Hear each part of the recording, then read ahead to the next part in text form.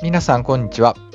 お出かけワンコ時々にゃんこチャンネルです。いつもご視聴いただきましてありがとうございます。本日は以前からショート動画にアップしておりました野良猫の親子についてお話ししたく動画にしました。猫の親子を保護するまでと題しまして、出会いから保護に至るまでの経過などをまとめましたので、よろしければ最後までご覧いただけますと幸いです。現在ですが、お母さん猫と子猫6匹を無事保護しまして、我が家ではお母さんと子猫3匹と暮らしています。残りの子猫3匹は近所の里親さんにお譲りし、そちらで幸せに暮らしております。それでは始めさせていただきます。出会いなんですが、出会いといっても目撃なんですけれども、まずですね、近所で母猫が、子猫を引き連れて、歩いてるのを、よく見かけていたと。で次に、ゴミ収集所で、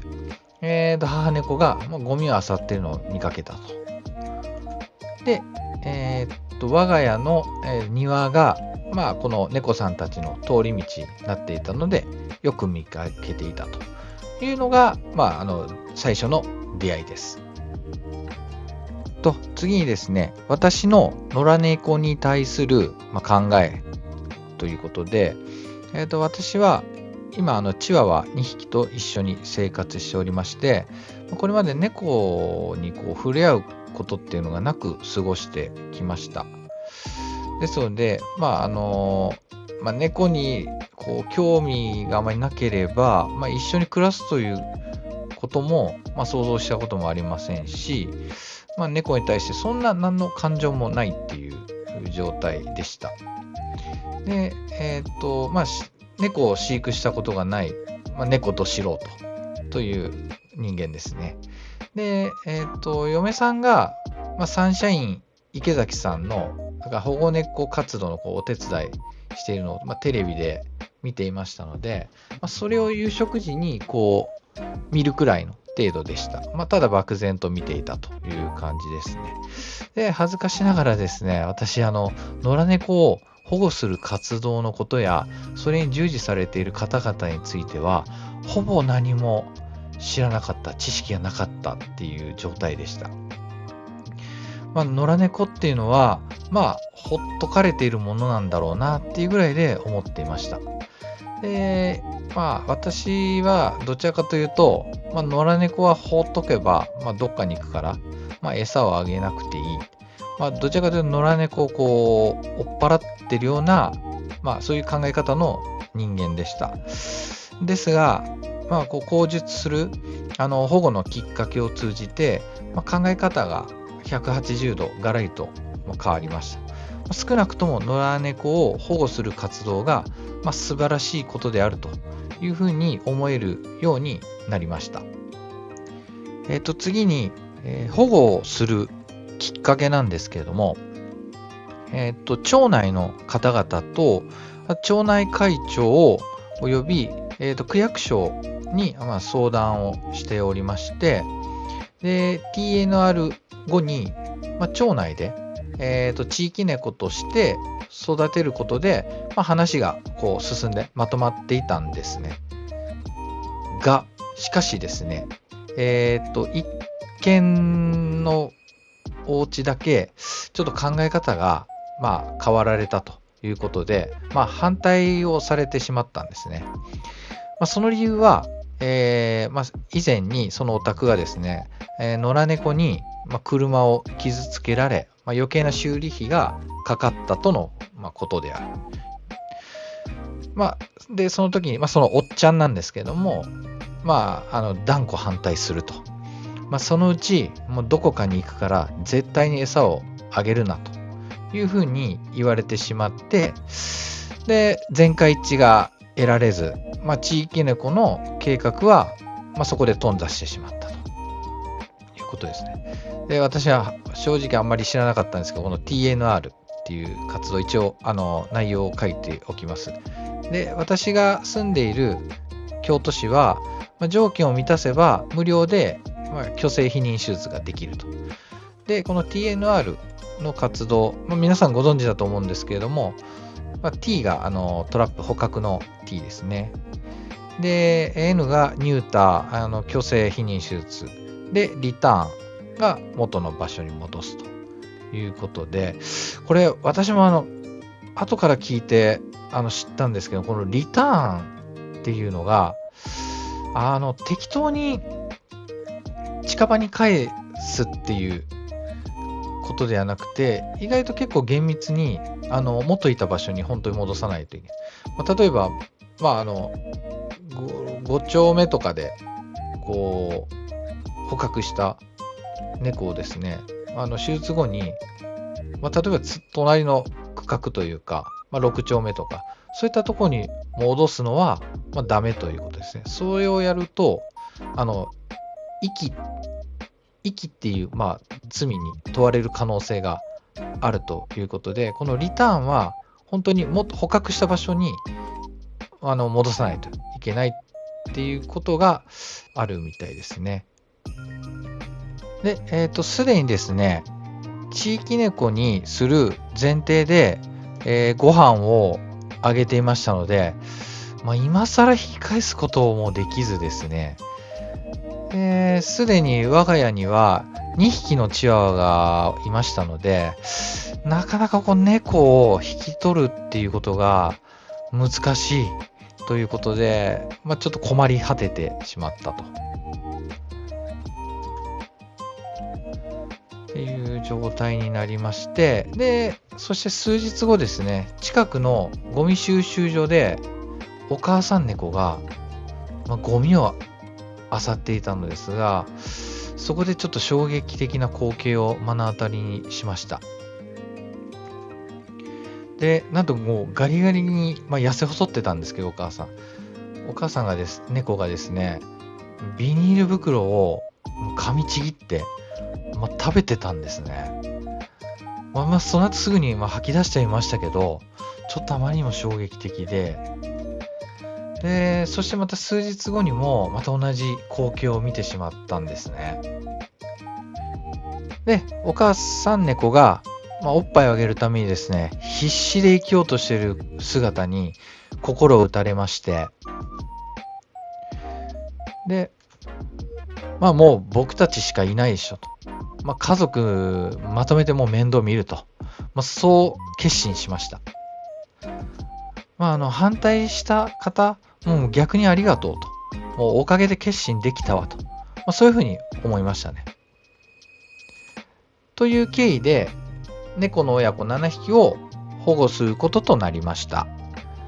で、近所に3匹、2匹1匹っていう形で引き取っていただけるお宅が見つかりましたので、その子たちはそのうちに託しました。で、我が家は、母猫と子猫3匹を引き取らせていただきました。これから賑やかになりそうですね。猫初心者なんで、どうなるか、不安ですけど、頑張って育てていきたいと思います。で、次にですね、保護活動の準備と実行ということで、もう全くのど素人ですので、もちろん猫を捕獲したこともないですし、知識もゼロなので、まずですね、保護するためには、捕獲しないといけませんので、まずはですね、YouTube やブログでにゃんこの保護活動を学習しました。で、そこで必需品を揃えて捕獲器であったりとか、そういった捕獲に必要なものと、あとはその飼育に必要なものっていうのと、捕獲した後にどういう手順を踏んで、お家の中に入れるかっていうことを、学習したと。で、手順としては、まず必需品を揃える。で、そして捕獲、実行すると。で、その後に病院または NPO 法人で、飲みダニの駆除であったりとか、虫下しであったりとか、あとワクチン接種、そして虚勢避妊手術と。で、それが終わると無事、迎え入れ準備、迎え入れることができると。で、ケージの中で人慣れ訓練を行うといった一連の流れっていうのを学習しました。で、次に実際に Amazon で4000ぐらいの捕獲器を買いまして、で、ケージなんですけど、ちょっとね、私これ失敗したんですけど、大きめのものをちょっと買ってしまって、横2段、縦3段のもの1つと、横2段、縦2段のもの。これ上下を分割して、訓練用で使うという風な形で、将来的にはこの2つのケージをドッキングする予定だったんですけど、ちょっと大きすぎて、なかなか猫ちゃんへのアクセスがちょっと広すぎて遠いなって。これはね、もうちょっと慎重にケージを選ばなきゃいけなかったなと。ここは失敗したんですけど、いろいろな考えて猫ちゃんにはアクセスしていきたいなとは思います。で、実際捕獲の実行という形で、捕獲自体は、お母さん猫と5匹の子猫まではもう順調にいきました。もう本当に捕獲これセンスあるんじゃないかなって勘違いを起こすぐらいうまくいって、ですが残りの1匹、ショート動画でミツバっていう子が出て最後に保護した子なんですけど、この子がもう本当に賢くて、もう最初から捕獲器にはもう寄りつかなくて、なかなか捕獲できなかったんですけど、最終的には仲良くなる作戦で、無事捕獲できたと、いうことで、捕獲の実行をしたということです。で、次ににゃんこの紹介なんですけれども、まずこの子ですね。名前はすずです。で、お母さん猫ですね。で、年齢は推定1歳6ヶ月。で、性格はもう強い、優しい、面倒見がいい。で、にゃんこって子供を産むと、半分くらいは巣だったりとか、事故とかで、不良の事故とかで亡くなったりとかして、お母さんと長くいる、だいたい半分ぐらい、6匹産むとすると3匹ぐらいが残るみたいなことを聞いたことがあるんですけど、このすずちゃんはもうしっかり育て上げましたね。一匹も欠けることなく。で、名前の由来なんですけれども、このすずっていう名前は、去年亡くなった義理のお母さんの鈴子さんからすずという字をいただきました。本当に鈴子さんと同じように優しいにゃんこで、もうこれはもうこのすずっていう名前しかもう考えつかなかったですね。で、このお母さんなんですけど、もうすでに2回出産してまして、で、保護した6匹の子猫のうちの1匹だけ1回目の出産の子で、異父姉妹というか異父兄弟といいますか、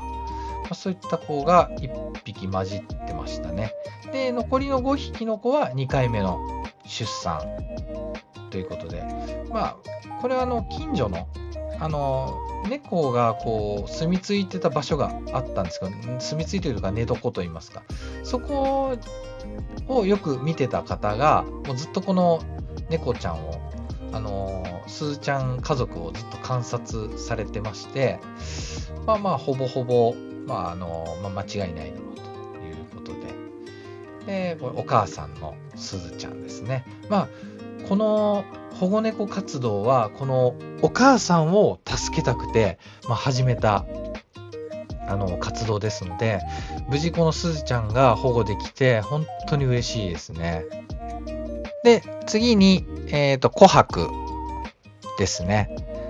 この子唯一我が家では男の子ですね。もう一匹男の子いるんですけど、その子は里親に引き取っていただいたので、で、年齢は推定は5ヶ月と。で、性格はもう好奇心旺盛、もうやんちゃなんですけど甘えん坊ですね。この子が保護する前に、こう、庭で餌をあげていた時に、もうグイグイ来て、私に初めてこう、ファーストタッチで猫パンチしてきた子ですね。ご飯あげるのに猫パンチしてくるってなんでやねんみたいな感じなんですけど。本当に可愛い、もう好奇心旺盛寄ってくる子。やんちゃな子ですね。もう庭で暴れ回ったりとかして。で、名前の由来は、背中が琥珀色だったので、琥珀というふうに名付けました。で、次に、三つ葉ですね。で、メス、女の子ですね。で、年齢は推定5ヶ月で、性格はですね、もう賢い、そして強い、で、甘えん坊と。で、なぜ賢いかっていうと、この子だけ、一番最後に保護した子なんですけど、一番最初から、捕獲器に一切寄りつかずに、寄りついたとしても入り口の餌だけ食べて、すぐ吐けて、で、他の子が捕まるみたいな。そういった感じで、とにかくもう最初からもう見抜かれてました。もう賢い。そして、強いです。で、なぜ強いかっていうと、なんか従えてました。なんですか、射程みたいな感じで、同じ兄弟なんですけど、もうその子が、三つ葉の餌とかにこう手を出そうとすると、もう猫パンチ食らわすみたいな感じで、強かったですね。で、なんですけど、めちゃくちゃもう甘えん坊ですね。本当に可愛い。すり寄ってくる感じで、本当に可愛いです。で、名前の由来なんですけど、背中に、黒い斑点といいますか、3つの葉っぱのような感じに見える、柄があったので、三つ葉という名前にしました。で、次に、みやびですね。で、女の子です。で、推定5ヶ月ですね。で、性格は、もう好奇心旺盛、もう女版琥珀みたいな感じで、やんちゃなんですけど、ちょっと臆病なところもあって、で、名前の由来は、背中がもう、この子はもう、なんていうんですかね、こう柄が入って、こう着物の帯のような、なんか柄が入ってたので、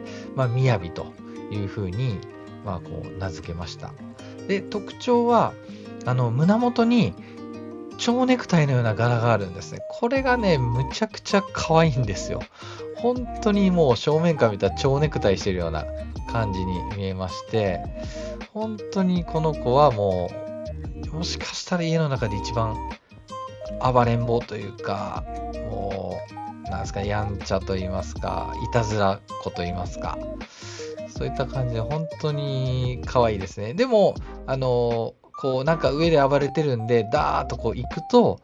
私何もしてませんけどみたいな顔をするんですよね。それが本当に可愛くて、本当に今、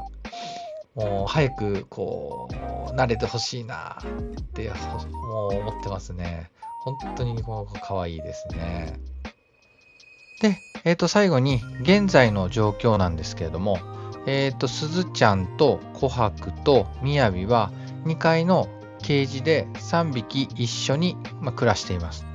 で、猫風邪からは回復して、元気に過ごしています。で、広いケージで暮らしているので、ケージ内野良になりかけていますので、これからですね、人慣れ訓練を、行っていこうかなというふうに予定しています。